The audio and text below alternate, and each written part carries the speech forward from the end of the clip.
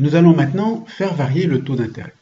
On a vu, si on considère le contexte d'une épargne, si l'on place sur un compte bancaire 1 200 € à la fin de chaque mois pendant 20 mois successifs, on obtiendra un capital au bout de ces 20 mois de 29 156 € qui ont une valeur correspondante aujourd'hui de 19 621 €.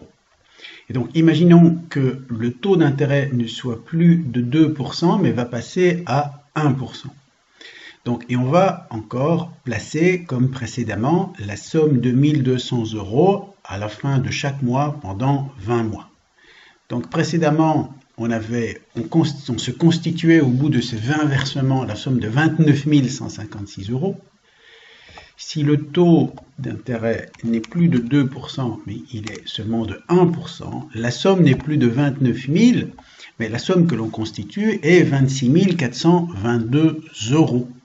Donc, soit un capital correspondant aujourd'hui à 21 654 €. Donc, forcément, la valeur du capital que l'on s'est constitué au bout des 20 versements est plus faible. Si en revanche, donc, on avait 3%, au lieu de 29 000 qui correspondait aux 2%, on obtient maintenant 32 244 €. Et donc ce qui correspond à un capital aujourd'hui de 17 852 €. Et donc, si l'on augmente le taux d'intérêt, on augmente la valeur capitalisée de tous les versements qui sont faits pendant la période d'épargne.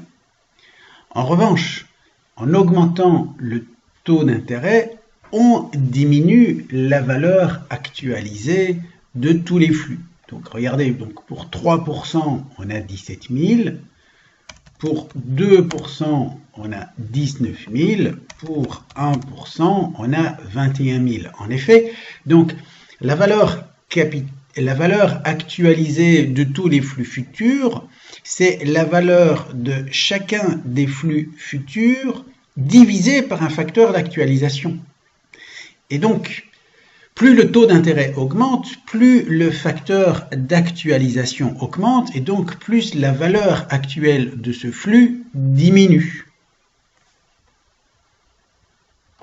On peut encore voir les choses de la manière suivante.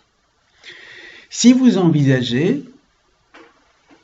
d'emprunter une somme, mais votre capacité de remboursement est de 1 200 € par mois. Vous savez, donc vous allez trouver votre banquier et vous dites qu'est-ce que je peux emprunter comme capital aujourd'hui en sachant que je peux vous rembourser par mois la somme de 1 200 €.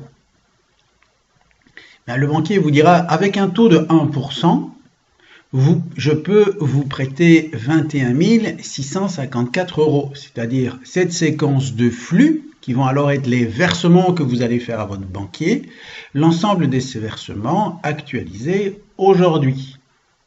Si en revanche, le banquier ne vous proposait pas un taux de 1% par mois, mais un taux de 2% par mois, alors l'idée, en fait, ce que je peux vous proposer comme capital aujourd'hui, c'est 19 621 €. Donc je peux vous proposer 19 621 € et alors vous les rembourserez en 20 paiements mensuels de 1 200 €. Si en revanche le taux est de 3%, alors à ce moment-là, donc le banquier vous prêtera 17 852 €. Et donc forcément, plus le taux d'intérêt augmente, sachant que votre capacité de remboursement est fixée ici, eh bien plus le taux d'intérêt augmente, plus le montant que le banquier va vous prêter sera faible pour un même niveau de remboursement, un même montant de remboursement fait à ce banquier.